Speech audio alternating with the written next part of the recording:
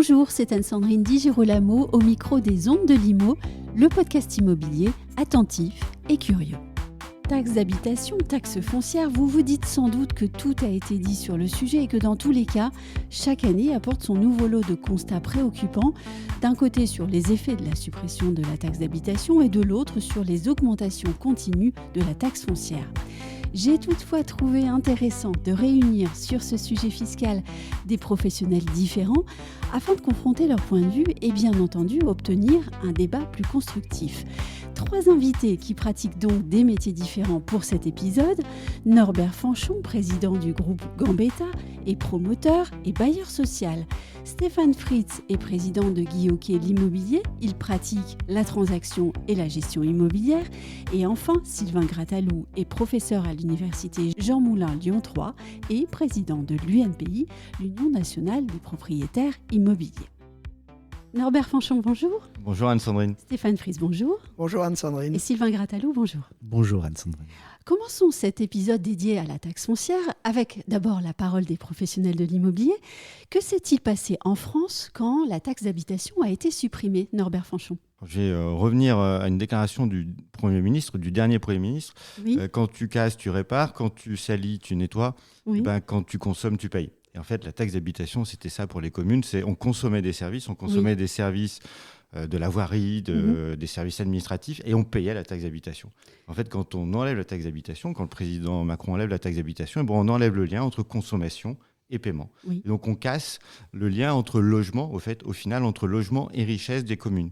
Et on casse le fait que les communes avaient besoin de construire des logements neufs pour développer leur territoire, développer leurs services, développer leur attractivité. Et ce qui se passe en 2017, c'est qu'on détricote tout ça. Oui. Et on a beaucoup de mal aujourd'hui à le retrouver. Et c'est ce qui manque quand on va voir les maires pour dire on voudrait construire des logements neufs. Ils me disent mais pourquoi vous voulez que je construise des logements ? Ça sert à quoi ? Avant, ça servait à enrichir. Maintenant, ça sert plus à rien. Et puis les effets sur le logement ont été extrêmement graves et maintenant on le voit. Alors, on ne l'a pas vu effectivement pendant des années parce que ça a été masqué par des taux bas et la crise du Covid. Donc beaucoup de choses sont passées par là. Et là, aujourd'hui, on est en 2024 et effectivement, le marché s'est retourné et on a un effet d'effondrement. Les chiffres seront communiqués bientôt par la Fédération des promoteurs. On est à moins 40, moins 50% sur 2 ans. C'est du jamais vu depuis 2000. Et vous alertiez déjà en 2021 dans le journal L'Opinion sur cette situation. Donc on ne peut pas dire que le gouvernement n'a pas pu vous entendre tous. Le gouvernement a été prévenu surtout depuis 2017, a été prévenu sur la réforme des HLM avec la taxe sur les loyers, a été prévenu sur le changement de la taxe d'habitation. On ne peut pas dire qu'effectivement ils ont été prévenus et on sait exactement aujourd'hui la situation dans laquelle on est, elle était connue, on pouvait l'anticiper, oui. Stéphane Fritz, vous qui êtes à la tête d'un groupe spécialisé dans la transaction et la gestion immobilière, que pensez-vous de la suppression de cette taxe d'habitation ?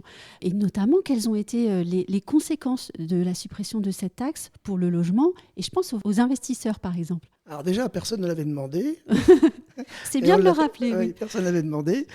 C'est aujourd'hui une situation, je pense, inefficace économiquement et injuste socialement. Inefficace économiquement parce que ça fait partir les investisseurs privés, dont on peut rappeler qu'ils sont 65% du parc locatif.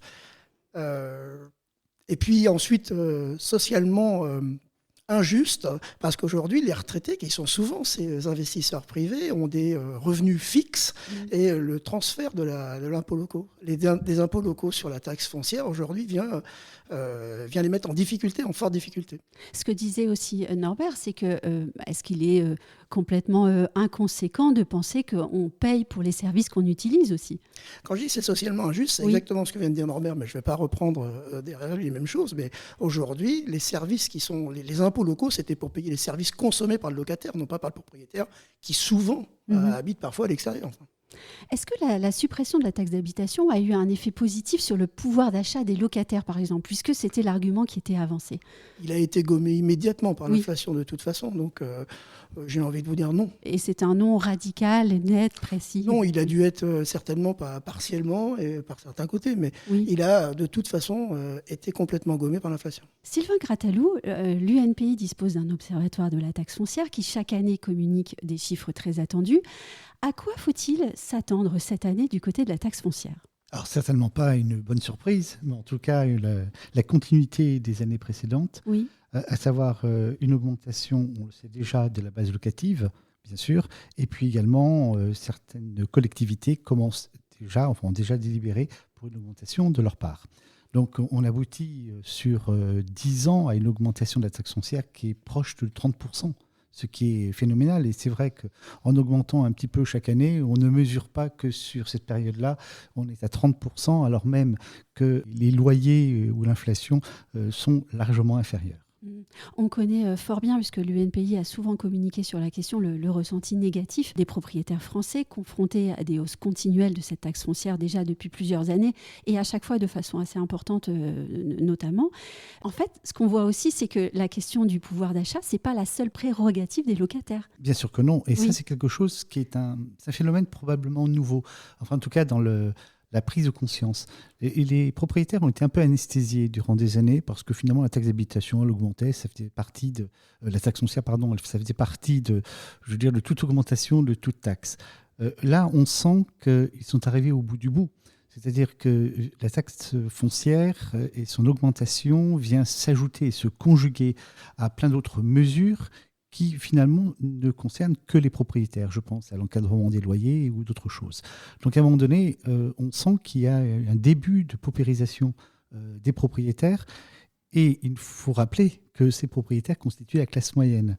Et je ne crois pas que si on appauvrit la classe moyenne, on puisse avoir une croissance économique qui puisse repartir. Donc c'est une belle erreur que de vouloir s'attaquer à cette majorité des Français.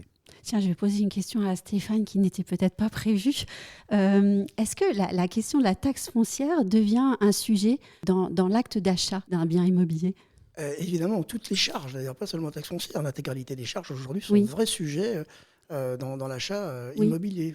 En plus, au taux des crédits qui sont venus, l'inflation Oui. qui vient faire perdre du pouvoir d'achat aux gens, donc forcément, tout est un sujet. La rénovation énergétique est un sujet aujourd'hui, qui n'en était pas encore il y a 3 ou 4 ans. Enfin, tout est un sujet, et les gens regardent dans le détail, donc les discussions entre les acheteurs et les vendeurs sont de plus en plus complexes. Oui, parce qu'il faut quand même le dire, il y a quelques années, on regardait le bien, on regardait son prix, on regardait les honoraires aussi des agents immobiliers, et pas forcément toutes les petites lignes là sur cette fiche présentée par l'agent immobilier. Et maintenant, elles deviennent au cœur du sujet. Les 5 dernières années, j'ai envie de vous dire qu'on ne regardait rien, on faisait une offre rapidement. Oui, aujourd'hui, on regarde tout dans le détail parce qu'on s'engage, encore une fois, un peu de façon différente, parce que déjà, l'argent coûte beaucoup plus cher et que tout coûte plus cher, et pas seulement l'argent. Et pour le promoteur, par exemple, aussi, qu'est-ce qu'elle a changé, cette taxe foncière, dans la manière de voir les choses ? Radicalement tout. C'est le maire de Toulouse qui est une métropole un peu bizarre parce qu'il a 70% de ses habitants qui sont locataires. Oui. Et donc, c'est des gens qui sont là et qui ne payent pas l'impôt local. Et donc, il a ce problème de création de liens sociaux, et c'est ce que rappelaient Stéphane et Sylvain juste avant. Et donc, ça change toute la production de la ville et toute la production du logement. Et en fait, on a perdu cet équilibre. Et maintenant, comment le retrouver ?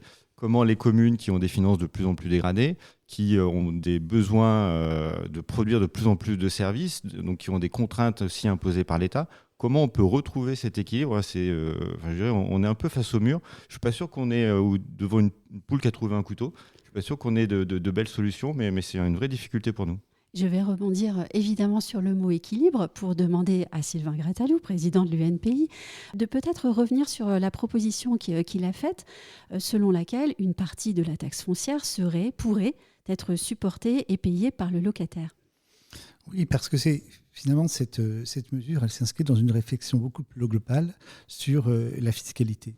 Et on mesure combien cette fiscalité est lourde pour une catégorie de la population. Et ça nous amène à penser effectivement que la taxe foncière, qui est attachée au bâti, finalement a toujours été considérée comme la taxe des propriétaires, qu'ils soient occupants ou non. Mais si on regarde son affectation, c'est-à-dire qu'il s'agit pour cette taxe foncière de financer des équipements collectifs ou des services publics, il me semble tout à fait juste que ceux qui en bénéficient puissent contribuer à ce financement-là. Or, manifestement, un propriétaire non occupant, lui, n'est pas concerné par cela.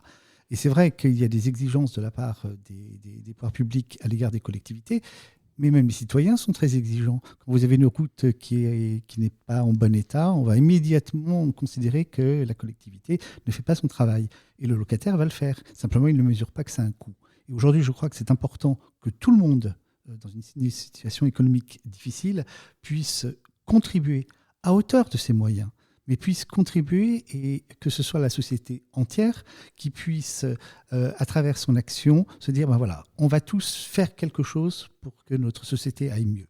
En considérant que seuls les propriétaires contribuent, quels que soient les mécanismes mis en place, on crée au contraire une fracture parmi la population et on ne s'en sortira pas davantage de cette manière-là. Et qu'est-ce que vous voulez dire par à hauteur de ces moyens ? Est-ce que vous avez une idée du quantum et de la proportion ? Mais dans la mesure où la taxe foncière augmente de façon considérable, est-ce qu'il est possible de demander à ce qu'elle soit récupérable dans sa totalité à l'égard du locataire ? Si c'est pour fragiliser davantage le locataire, je ne crois pas que ce soit forcément une bonne solution. Donc il faut voir aussi s'il ne peut pas y avoir des proportions qui peuvent être faites en fonction des ressources du locataire, en fonction aussi des ressources du propriétaire, parce qu'on parle d'un locataire qui peut avoir des ressources faibles, mais aujourd'hui, je crois que vous rappeliez tout à l'heure des personnes âgées qui avaient une retraite relativement faible, cette taxe foncière vient particulièrement affecter le montant. Donc c'est un équilibre, encore une fois, qu'elle a trouvé, et je pense qu'aujourd'hui, on ne trouve pas cet équilibre. Tout est désorganisé, nos sociétés est désorganisée, déséquilibrée, et ce ne sont pas ces petites mesures par-ci par-là qui permettront de retrouver, une dynamique positive.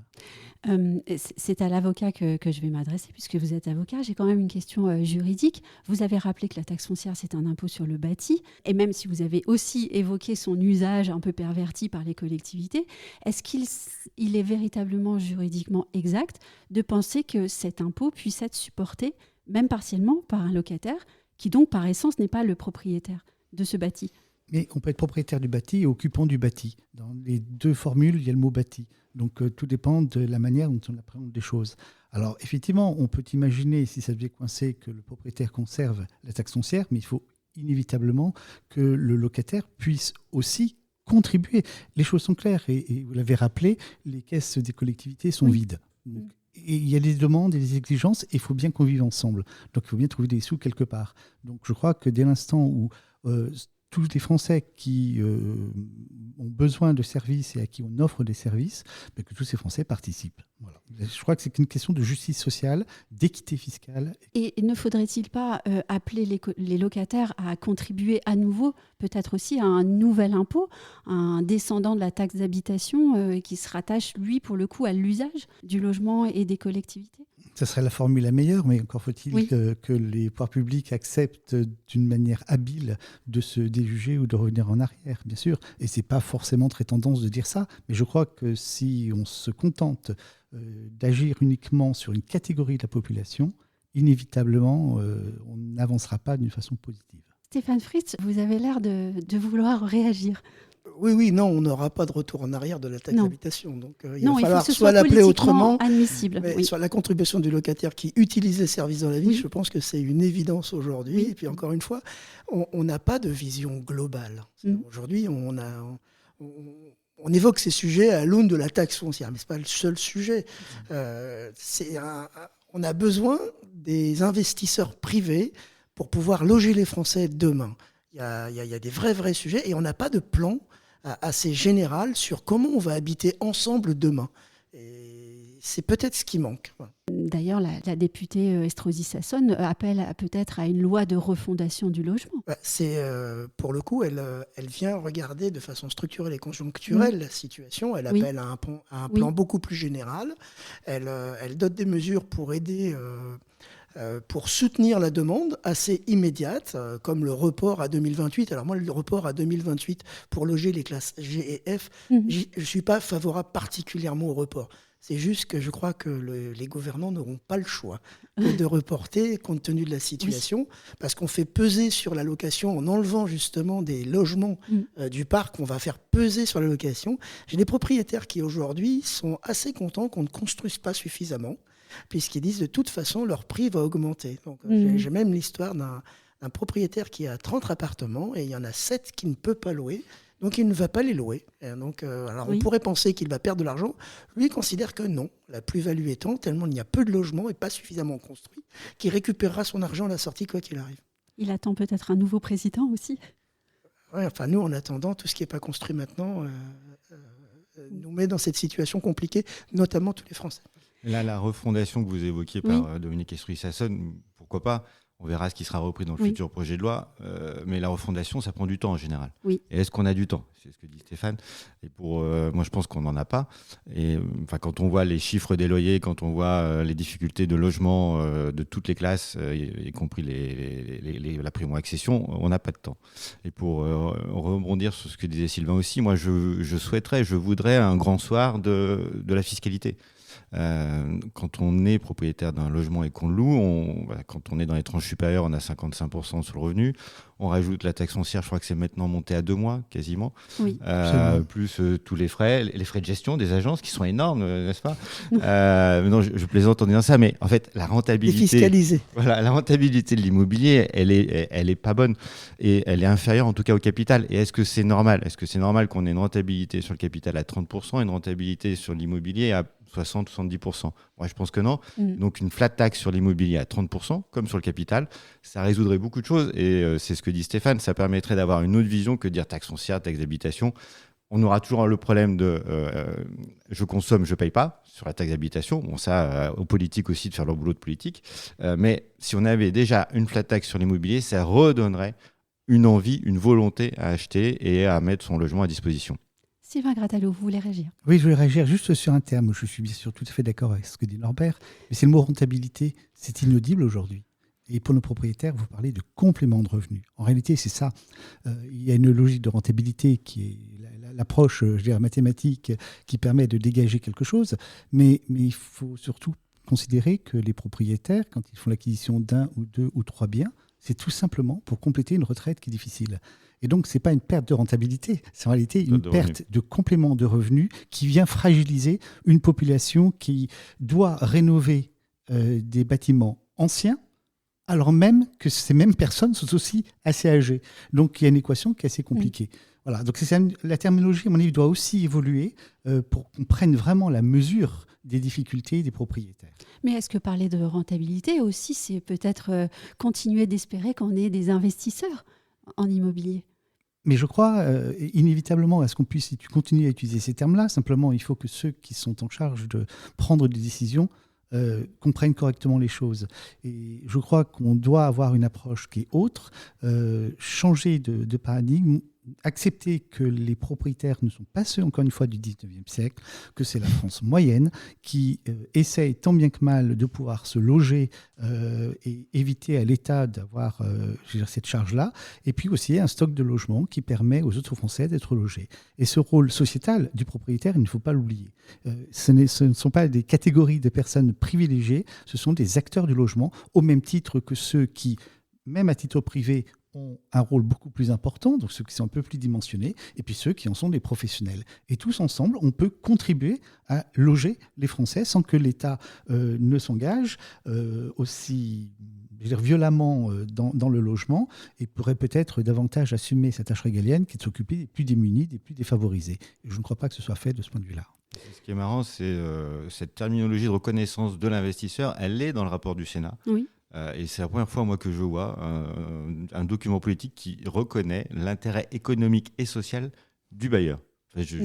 Et environnemental. Je trouve que c'est génial et c'est un vrai sujet pour nous. Ouais. Je reviens à votre expression grand soir de la fiscalité. On dit toujours que le gouvernement est arc-bouté. Il y a quand même des choses finalement qui avancent. Je pense à la Cour des comptes qui déjà en 2003 disait que la taxe foncière c'était un impôt archaïque, un impôt complètement inégalitaire. On voit ce rapport du Sénat qui est sorti le 30 avril.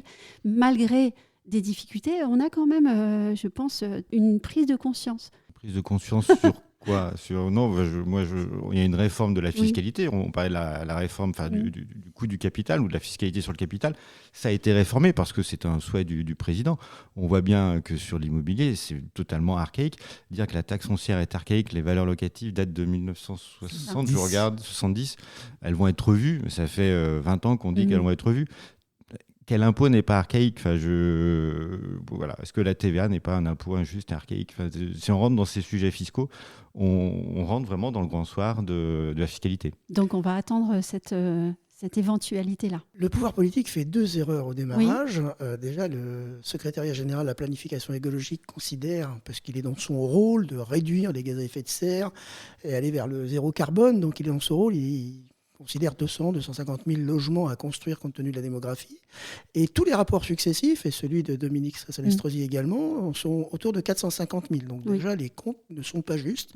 Ça, c'est la première chose. Et ensuite, quand la contraction de marché se passe par l'augmentation des taux, le pouvoir politique fait une deuxième erreur, celle de considérer qu'en ne faisant rien, les prix vont baisser. Ce qui ne s'est pas passé, bien Toujours évidemment, pas passé. et ce qui ne se passera pas, puisque moins vous construisez, moins vous avez de logements. Alors maintenant, on entend bien, le ministre aujourd'hui parlait d'un choc de l'offre, mais on a entendu le mot.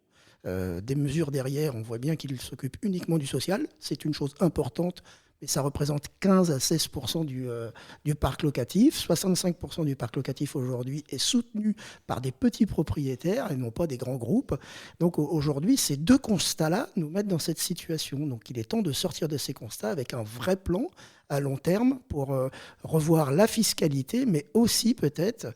Alors dans la démographie, il paraît qu'elle descend, puisque le président a demandé à ce qu'on fasse plus d'enfants, mais personne ne prend dans ces calculs-là, et notamment le secrétariat général de la planification écologique, ne prend les migrations. Et aujourd'hui, les flux migratoires sont tellement forts qu'ils vont venir aujourd'hui peupler du sud vers le nord. Et donc c'est un vrai sujet. Je pense qu'on a besoin, tous les rapports successifs sont assez unanimes sur ce sujet-là, on a besoin de construire vite. La sénatrice, pour le coup, l'a très bien dit. Aujourd'hui, elle sait qu'en 7 ans, on a réussi à faire quelque chose parce qu'il y avait les Jeux Olympiques. Je pense qu'il est temps de le faire pour mieux vivre ensemble. C'était une formule excellente. On va peut-être terminer avec le sujet du jour, le sujet du moment, puisque ce sera pas publié aujourd'hui, le projet de loi du ministre du Logement, Guillaume Kasbarian. Que pensez-vous chacun de ce texte dans sa version actuelle ? Je dirais, sur quels articles allez-vous distribuer des bons points et puis sur lesquels mettrez-vous quelques mauvais points? Sylvain Grattalou. Alors, d'une manière générale, si je dois noter la copie, elle n'a pas la moyenne. Elle n'a pas la moyenne parce qu'il y a beaucoup... D'abord, je pense que le projet se trompe de sujet, c'est-à-dire que c'est un hors-sujet. Et ce qui m'inquiète surtout, c'est que je sens à travers un certain nombre d'articles une emprise de l'État sur le logement dans sa globalité. Je crois qu'il faut loger des Français qui sont dans la difficulté, il n'y a pas de doute là-dessus. Mais pourquoi ce serait uniquement les pouvoirs publics? On peut le faire, et on le fait déjà. C'est-à-dire que l'encadrement des loyers, qu'est-ce que c'est si ce n'est une mesure sociale? Donc je pense qu'il faut commencer peut-être à raisonner autrement. D'abord, ce logement social, je ne comprends pas l'expression. Un appartement, c'est un appartement. En revanche, il y a des personnes qui sont dans la difficulté. Et ces personnes dans la difficulté peuvent être prises en charge aussi selon différents mécanismes par des personnes privées. Quand je vois aussi qu'il y a des droits de préemption qui peuvent être mis en place dans la perspective de réguler les prix, ça me pose aussi une vraie difficulté, c'est-à-dire qu'on est assez éloigné du marché. Donc, est-ce que le social ou les bailleurs sociaux ne sont pas dans une dynamique de concurrence avec le secteur privé? Là, pour le coup, ce n'est pas sain du tout. Et quand on parle de social, ça me trouble un peu parce que ça veut dire qu'on a une économie qui n'est pas bonne. Moins on a de logements sociaux, plus on a des gens qui peuvent s'occuper et se loger par eux-mêmes. Et développer le logement social n'est pas, je trouve, un signe très positif sur du long terme. Stéphane Fritz. Alors, déjà, revenir sur l'encadrement des loyers, juste puisque ça a été cité par Sylvain. L'encadrement des loyers, c'est une mesure qui, bien évidemment, est bienveillante dans son démarche. Et on voit bien que le postulat de départ, c'est de faire du bien. C'est juste que sur le terrain, ça ne fonctionne pas. Ça ne fonctionne pas. Pourquoi? Et je peux l'expliquer pour le vivre au quotidien, avec nos agences dans les grandes agglomérations concernées par l'encadrement des loyers. Quand vous avez l'encadrement des loyers, c'est souvent sur une zone tendue. Sur la zone tendue, vous avez 25, 30 candidatures pour un logement. Et vous imaginez bien que le vendeur ne choisira pas la personne avec un revenu modeste, mais plutôt avec un revenu élevé. Donc ça revient, cet encadrement des loyers, revient à faire un cadeau aux riches pour ceux qui, de toute façon, auraient pu payer le loyer à son prix fort. Et donc ça ne vient pas soutenir l'investissement. C'est la première chose. S'agissant de la position du ministre, alors je ne serai pas aussi dur que Sylvain, il y a un bon point, il a dit choc de l'offre. Oui. Voilà. Et, le mauvais point, c'est que derrière, pour l'instant, il n'y a rien. Donc ça, moi, je préfère encore une fois les propositions de la sénatrice aujourd'hui qui sont encore une fois conjoncturelles, structurelles, de court, de moyen ou de long terme. On parle aujourd'hui du soutien à la demande par alléger les conditions d'octroi du HCSF. Il faut quand même juste rappeler que 74% aujourd'hui des gens surendettés sont locataires. Que seulement 9% des gens surendettés sont propriétaires. Donc il y a un vrai sujet de ce point de vue-là. Il nous faut aller vers des conditions d'octroi un peu plus légères, laisser un peu plus les banques travailler sur ce sujet-là. Il n'y a pas danger, il n'y a pas péril en ce moment. On ne va pas surendetter les gens en leur prêtant sur 30 ans. On l'a fait il y a peu de temps. Donc cette condition-là, elle est quasi immédiate. Le report, encore une fois, de 2025 à 2028 pour pouvoir loger, c'est aussi immédiat. C'est pragmatique. Les conditions de PTZ, c'est pragmatique, c'est immédiat. Et encore une fois, un plan, par contre, à plus ou moins long terme, est une situation qui me plairait déjà d'autant plus. Oui, on en reste finalement à notre grand soir. Et vous, Norbert Fanchon ? Plusieurs éléments de réponse. C'est un projet de loi technique arriéré et qui ne correspond pas à la demande. Mais je commence par technique. Oui. Il y a des bonnes dispositions sur les recours, sur la possibilité de densification, enfin la réforme des lotissements. Enfin, c'est des bonnes mesures qu'on attend depuis 10, 20, 30 ans.